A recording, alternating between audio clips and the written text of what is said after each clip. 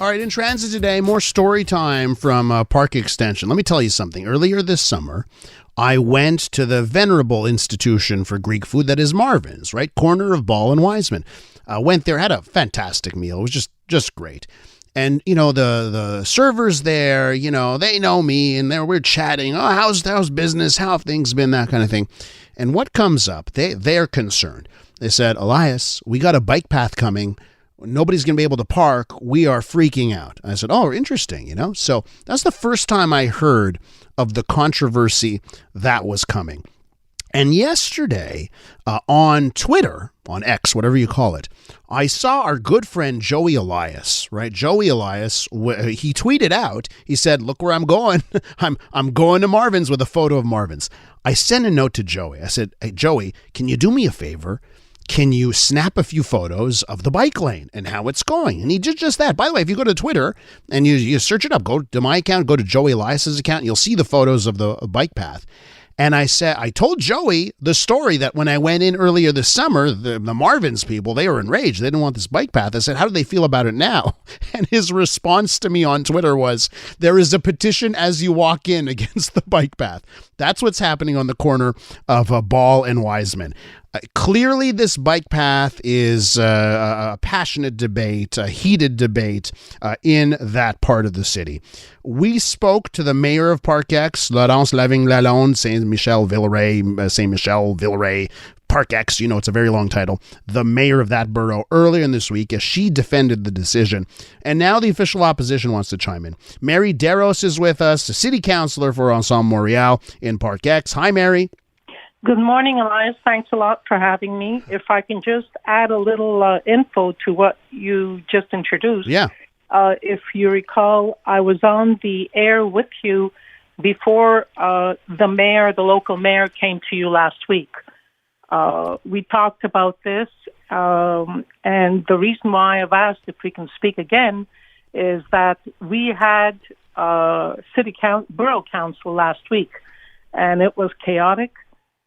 People of all ages came, mothers with a child in their arms, asking what solutions can the mayor provide, and the mayor simply smiled and said, "Arrangez-vous."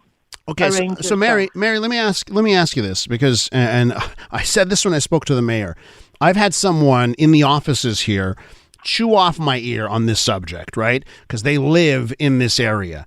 And one of the things they told me, listen, they're not happy with the mayor of the borough, but they also told me, Mary Deros voted for this too. I just wonder, is that true? Like, was there a vote? I did not vote for a four-season bike path that would remove 250 parking spaces. What did you vote for? We voted to study and to include bike paths. And we did include them by painting white lines on several streets, including curbs, and it functions. It works well.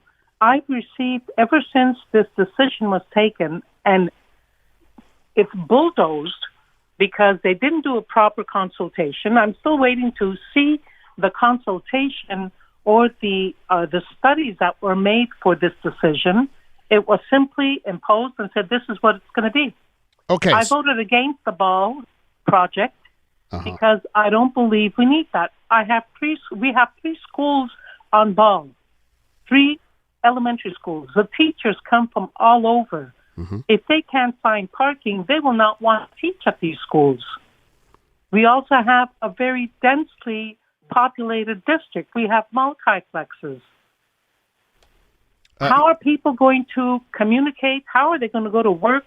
And when a citizen came with her child and said, my husband works far from home. He needs his car. I have 4 children, she said. What do I do? Where do I park? And the mayor said simply, with a smile, condescending, arrangez-vous. Mm-hmm. So Mary, I just want to know. So you were advocating for the status quo, that things should have stayed the same on curbs and Ball. Yes, but there are also other ways of doing it. I'm receiving emails from citizens who live on curbs and said, why couldn't we have the bike path between the sidewalk and the parked cars, like they do in other areas? Why is it permitted elsewhere but not in Parc-Ex?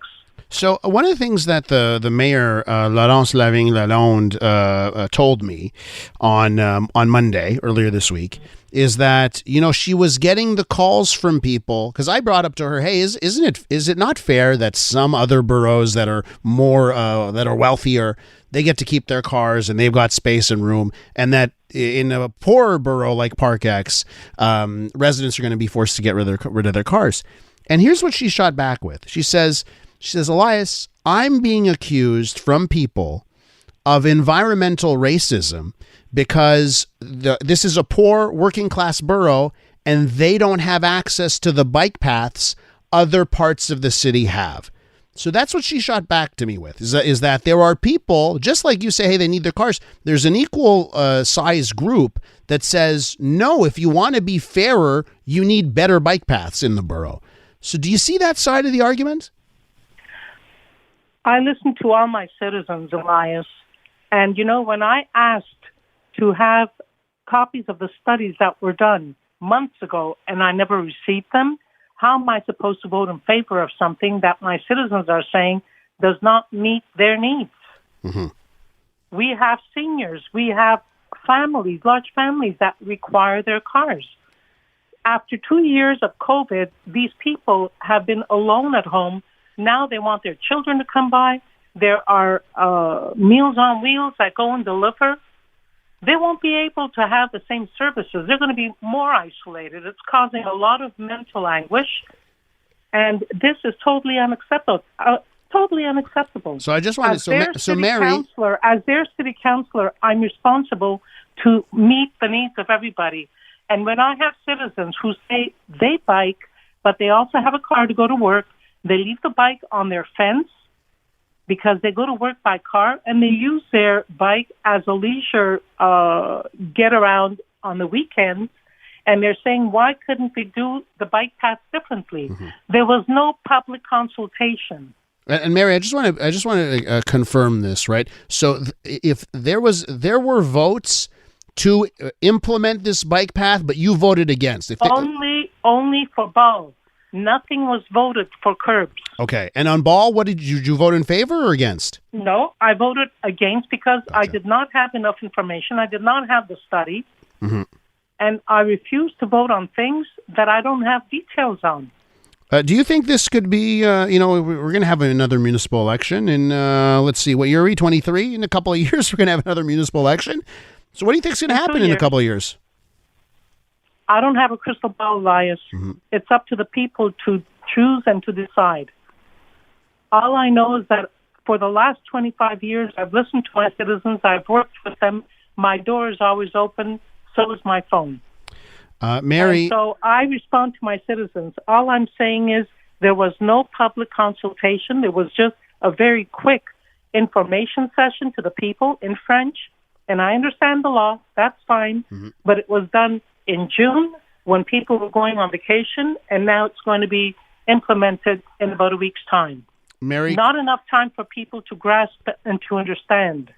There is reports that we're going to find out in just a couple hours that the city's new plan for Camélien-Houde Way over the mountain. There's a lot of very smart people that are telling me there's not going to be through traffic on Camélien-Houde. You won't be able to go from one end to the other. This is part of Projet Montréal and what they do, right? I mean, it's pretty clear what they're going for. They're removing the cars from our city, the metropolis of Canada. Mm-hmm. Now, on that subject, Elias, Dominique Olivier, who is now the president of the executive committee, in 2019, she had a public consultation, and the information they received there was that you cannot remove, you can cohabitate the two together. 10,000 people took part in that public consultation. Mm-hmm. Okay? But this is the way, the habit of Projet Montréal, how they govern. They just do what they want, regardless of what the ombudsman says, that you have to have proper public consultations, despite the study back in 2019 where the present president of the executive committee was also the president of the OCPM, the public consultation department of the city. And they studied this, and they recommended that you need to have the cars to go through. Mary, thanks so much for your time this morning and for your team at Ensemble Montreal. I think it is time to get the ducks in a row and have a competing, definitive vision when it comes to cars versus bikes Eli, and all of this, okay? If I can close with this, yeah. We need to listen to the citizens. They're the ones who pay our salaries. They're the ones who pay our taxes. We need to listen to the citizens, of course, and their needs. And they go to the polls every 4 years, and they voted in Projet Montreal, right? I mean, that's at the end of the day, that's the number one way to be listened to. Mary, thanks so much for coming on this morning. Thanks for having me, Elias. Mary Deros is a councillor in Parc-Ex, Ensemble Montreal councillor.